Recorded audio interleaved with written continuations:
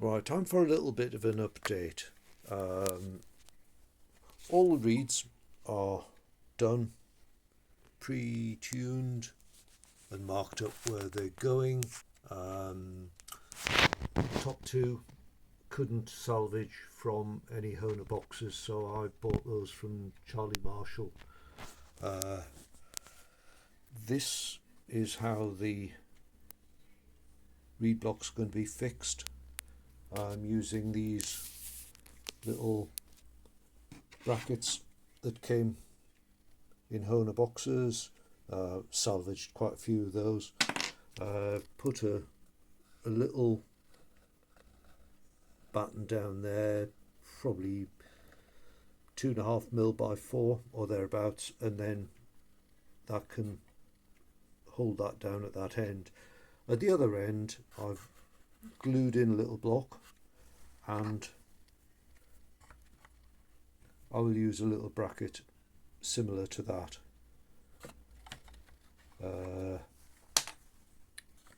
Let's show you a couple of other things that have happened. I will just remove this.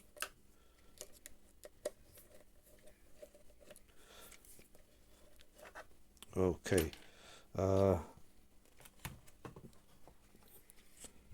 This is the base block.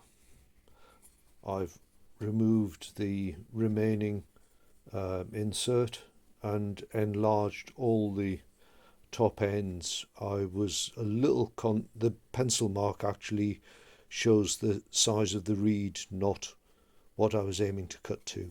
I was a little concerned that I was going very, very close to the edge, so I just took a plane to the top edge, made it nice and smooth, glued on an extra piece of pine, and popped in a few, well, I think they're oak, or they might have been beech, just drilled in there and popped in a bit of square section, tapped it in, and that gives it the strength again, because in sections like this the entire joint has been cut away. When I worked on this, I found I was ever so slightly out of line, so I put one veneer down there and it squared everything up. The location blocks, I've just rubbed in a couple of little bits of beech down there, so the final setup, oh yeah, and I've replaced one of the little doofers at that end as well. So that is going to be the L and M, so they're tuned totally dry. This is the H block, and I've had to put in 2 extra pieces there, and because the entire set of reeds is, I've eased that edge,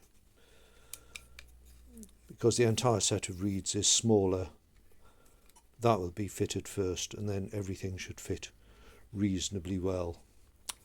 So let's put that to one side. That should go in there, and these are the M- and M++, so that's how it all goes together, reasonably nice. As far as the pallets are concerned, I ran off a load of stuff like this. The slot possibly could have been a little bit deeper.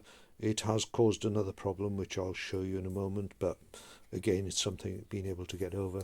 The pallets ended up like that, and just because I don't know whether I'm going to have a cover on it or not, I just sprayed them with a bit of primer and then black paint. Now, when I popped them into place, I found that this is the wrong sort of lever to show you, but I'll just use it as an example. With all of these located and these very carefully arranged, and you've actually got a bit of play, so you can spend a bit of time getting them absolutely dead right. Sometimes you've got to bend the levers. It's a bit more critical than your normal HA114 because the levers are so long. But when they were in place, the bottom edge was catching, so the pressure wasn't being put on this point. I tried a couple of things, tried popping a veneer under that position down here. Nothing seemed to work, so in the end I popped in a little bit of constructional veneer. That's a bit of oak. It's about 1.5 mil thick, but it actually did the job absolutely perfectly, and it's ended up with very positive action everywhere. And don't forget, I've made new springs all the way along there, so they're a little bit more powerful than standard Honer. I think that's all that's been done to that. I think I've decided that this birch I'm going to just rub some French polish. No, it's knotting, but knotting is basically unrefined French polish, so that will be okay. It'll be slightly ginger. This bit I'm going to paint black to match everything else. Then if I do eventually make a cover to go on this, then it doesn't matter how crap this looks. But anyway, that's all of that done. Don't think there's anything else to show you.